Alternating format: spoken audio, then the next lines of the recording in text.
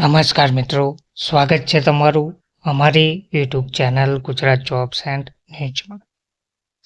મિત્રો, લાખો એવા સરકારી કર્મચારીઓ માટે સરકારે વધુ એક સારા સમાચાર આપ્યા છે. હવે વર્ષમાં 2 વાર મળશે આ ભથ્થું.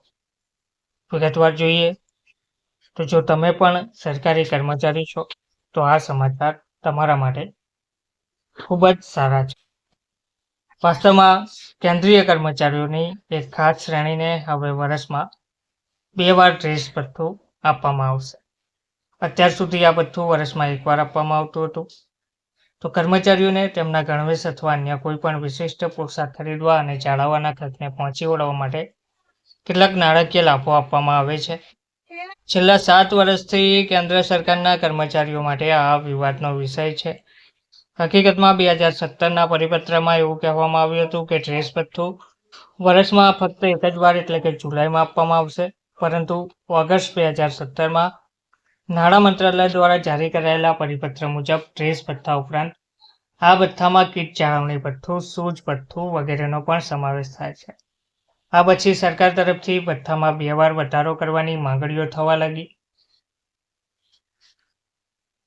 તો હવે 7મા પગાર પંચ હેઠળ સરકારે કેન્દ્રીય કર્મચારીઓની વિવિધ શ્રેણીઓ માટે અલગ અલગ રકમ નક્કી કરી હતી.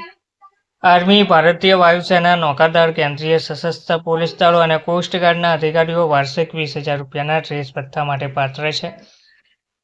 આ ઉપરાંત મિલિટરી, નર્સિંગ સર્વિસ, MNSના અધિકારીઓ દિલ્હી, આંદામાન અને નિકોબાર ટાપુઓ, લક્ષદ્વીપ, દમણ અને દીવ અને દાદરા અને નગર હવેલી, પોલીસ સેવાના પોલીસ અધિકારીઓ, એસીપી, કસ્ટમ્સના એક્ઝિક્યુટિવ સ્ટાફ, સેન્ટ્રલ એક્સાઇઝ અને નાર્કોટિક્સ વિભાગ, ભારતીય કોર્પોરેટ લો સર્વિસ ICLSના અધિકારીઓ અને ઇમિગ્રેશન વિભાગના કર્મચારીઓને વાર્ષિક ₹10,000 ગણવેશ ભથ્થું મળે છે. તો defence services, CAPF, railway protection force, કેન્દ્રશાસિત પ્રદેશ પોલીસ દળો અને ભારતીય કોસ્ટગાર્ડ અને ભારતીય રેલવેના સ્ટેશન માસ્ટર્સમાં ઓફિસર રેન્કથી નીચેના તમામ કર્મચારીઓને વાર્ષિક 10,000 રૂપિયાનું ભથ્થું પણ આપવામાં આવે છે.